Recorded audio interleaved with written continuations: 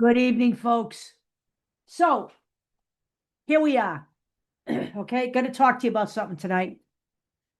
Had kind of an exciting day today. Couple of people who are Caitlin Clark fans who watch this video channel got in touch with me, and we communicated by email. They came in and visited me in my store today because they are in Boston visiting friends and then heading down to Provincetown to celebrate Women's Week together. So it was really great to see them, really great to meet them. And I think, it's a testament to the popularity of Caitlin Clark that even happened, because I've been making videos for years for a number of different things, and I've never had that happen. It was really exciting and it was really fun. So, what I want to talk about tonight, though, is an interview done with Lisa Bluder. And, people really like to dump on Stephanie White as Caitlin Clark's coach because, look, Lisa Bluder and Caitlin Clark together were brilliant. I admit that, but that was college ball and this is professional ball, okay? And Caitlin Clark is not going to come into a professional league and play Iowa college basketball, okay? She will come in here and retain all of her skills and use all of her skills, but they will be used in different ways. Okay. So let's talk about. I'm going to read you a couple of these interviews and then we're going to look at a couple of highlights. Okay. Um, this is a really wide ranging interview in general. And I will make sure that this whole interview is in the body of the video. So she first mentions that how important it is to have good role models in women's sports. And she said that she believes Iowa college basketball, Iowa women's basketball, was definitely a great role model team. And she believes that Caitlin Clark was a great role model. And she thinks that it's important to have those kinds of role models. And it's good that people are paying attention and understanding the value of women's sports now. And I agree. I mean, the whole book by Christine Brennan is not just talking about how Caitlin Clark revolutionized women's basketball, but how she's revolutionizing women's sports. Um, so I'm going to read a couple of these things to you. Uh, this is an interview with CBS Sports, by the way. You mentioned Caitlin. What was it like after coaching her for so many years to watch her from afar and see everything she did for the Indiana Fever last season? Talking about her rookie season. And then Lisa Bluder responds, so proud of her, what she's able to handle. They had a really rough start. They were playing the best competition. They had no prep time. They were playing on the road. To weather that and then during that break to rejuvenate physically and mentally and come back and play so well that she becomes Rookie of the Year, first team, and then Time Athlete of the Year. What can she not do? It's absolutely amazing to me. Continue to be proud of her, but I believe she's only going to continue to get better. And I agree, okay? I don't think we're seeing Caitlin Clark at the peak of her professional game yet. Let's understand that she lost the entire second year to injury, with the exception of 13 games, but she certainly came into this season, this past season, in midseason form. In her first 5 games, she had a triple-double and 2 double-doubles. And had she not been injured, I think Caitlin Clark would have dominated the league. And I believe she will do that next year. I believe that her injury year will make her that much hungrier. So here's the question. The Fever have now brought in Stephanie White as their new coach. How do you think Stephanie can help Caitlin take that next step? Lisa Bluder. Well, I think Stephanie, as a pro coach, probably saw her more than anybody because she was also doing television and she had a lot of our games. So she knew Caitlin better than all of the other coaches, and I think she respected Caitlin more than the other coaches who hadn't been around her as much. Caitlin always told me that she thought Coach White defended her better than anybody else in the pros. I know that Caitlin has great respect for Stephanie White, And I just think that knowing both of their personalities, they are going to mesh really well. And I actually think they do, quite frankly. I think all of this chatter, this negativity comes from content creators. Hey, I'm not going to lie to you. At the beginning, they had me hooked on this stuff too until I started watching stuff for myself, stopping listening to that, and seeing what was going on with my own eyes. Okay? There is no way that Stephanie White was hired by the Indiana Fever brass to destroy Caitlin Clark's game. That's just pure husspucky, okay? What benefit would that have been? They brought in Stephanie White to win a championship, okay? And had Caitlin Clark been healthy, I think that they could have won a championship this year. So to destroy the franchise player, I'm sorry, folks, that was never in the cards, all right? Then CBS Sports goes on to say that they know that Stephanie White had a multi-page scouting report just for Caitlin Clark alone. And Lisa Bluder said that that made Caitlin Clark respect Stephanie White all the more. So I'm actually of the opinion that Stephanie White was instrumental in helping the Indiana Fever get to the semifinals this year. She had to juggle literally over the course of the season due to various injuries, 17 players. And she did that effectively. She beat some really good teams, teams that were much higher seeds than the Indiana Fever were going into the playoffs. So we will see what happens next year. But all of that chatter about they need to get rid of Stephanie White and Caitlin Clark's comments is screaming for Lisa Bluder to help her. That was all such bull, honestly.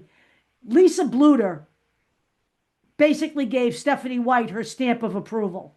So any notion that there was some kind of dissent with Lisa Bluder and Caitlin Clark against Stephanie White was just all made up, okay? All of it. Now, tomorrow night, we're going to talk about Caitlin Clark's 6 favorite basketball players, but not tonight. Tonight, I got a highlight reel. This one is basically an hour's worth of Caitlin Clark highlights. And we're not going to play the whole hour, trust me.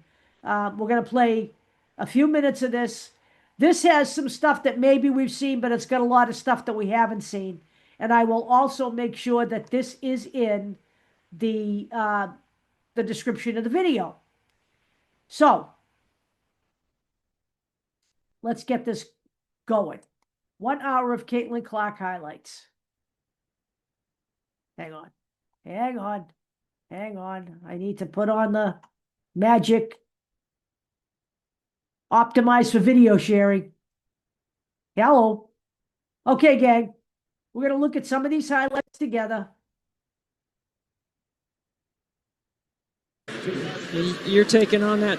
This is the closest the Fever have been since early second quarter. Indiana's battle back within 3. Dangerous pass. It's Clark who's off to the races. And Caitlin Clark pulls the Fever back within 1. Three-point shot a little bit more this year, but Indiana's defense has been really aggressive, forcing the turnover. Fag Benlay right there makes that play, allows Clark to anticipate. Now the Fever have 5 on 4. It's Clark way outside. Boston the rebound. Clark on the fake. Clark weaves inside and the reverse. Remember, 11 roster spots, and that's why you got to stay ready on the end of the bench. You don't know when your number's going to get called. Well, bad pass. It's Clark with the steal. She'll fake the 3 and just blow by Talbot, but misses at the rim. Boston picks up 4 and a foul.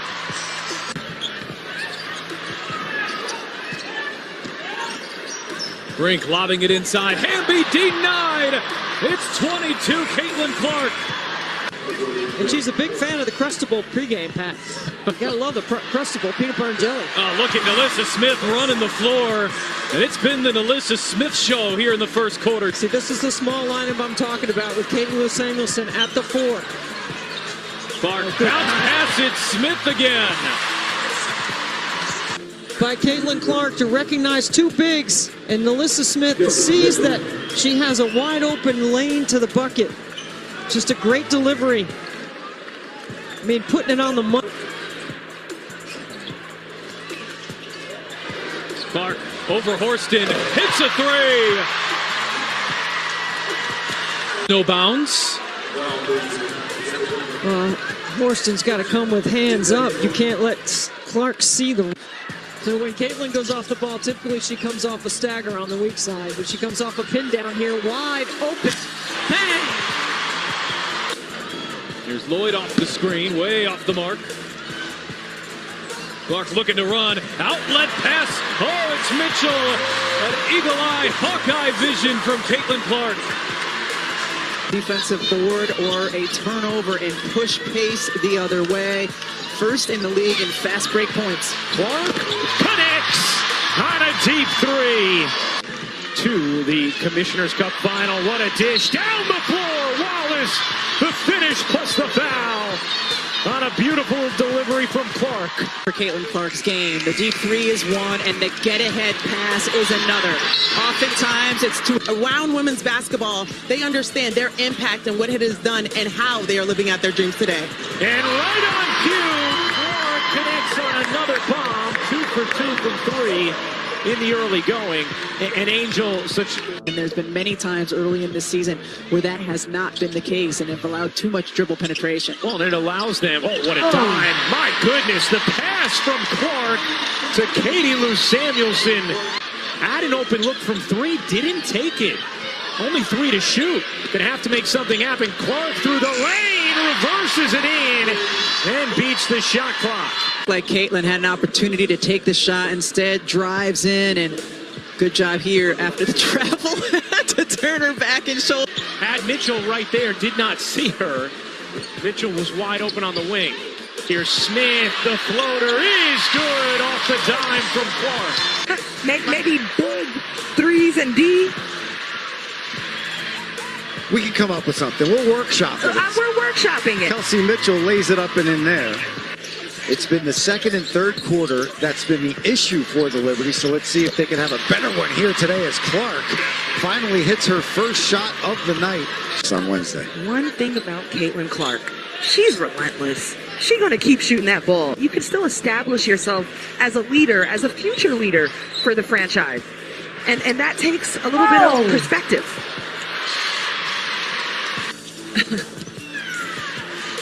Donkwell Jones, bit of a soft pass there. Clark gets in the passing lane, lays it up, does not put it in, but right there. Gets her on the bounce. Dolson too strong. Quickly up the floor is Mitchell. Beautiful find from Clark as Mitchell lays it up and in. Here's Clark.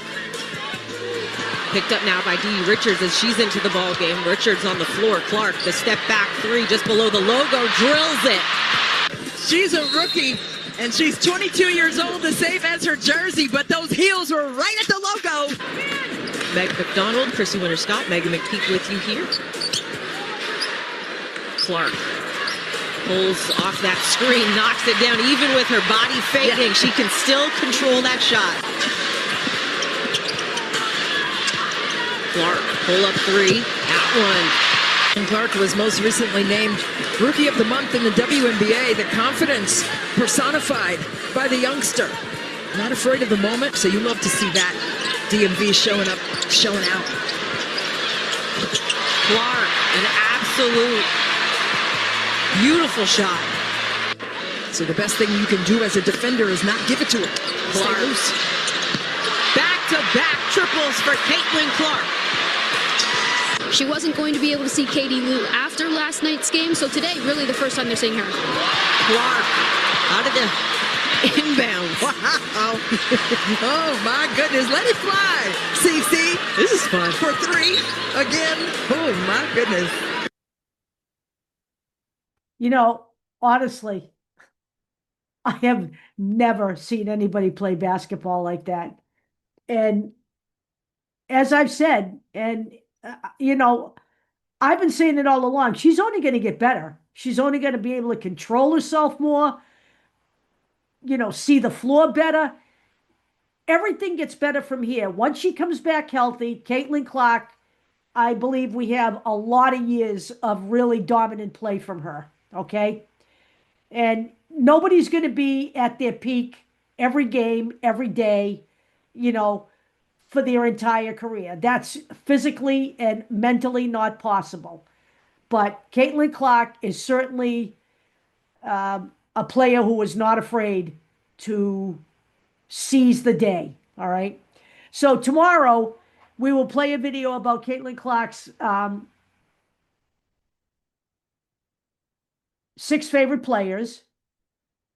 And then coming up for the rest of the week, I got some college highlights. I've got a highlight reel about her evolution through college from 2021 through 2024. So it'll be pretty interesting to take a look back at that as well, because that's when I first really started paying attention to her. I wasn't necessarily watching her all the time, but I was watching, highlights of her games and reading about her. And that's when she really started fascinating me. So we will see you guys tomorrow. You have a great night tonight, and see you then.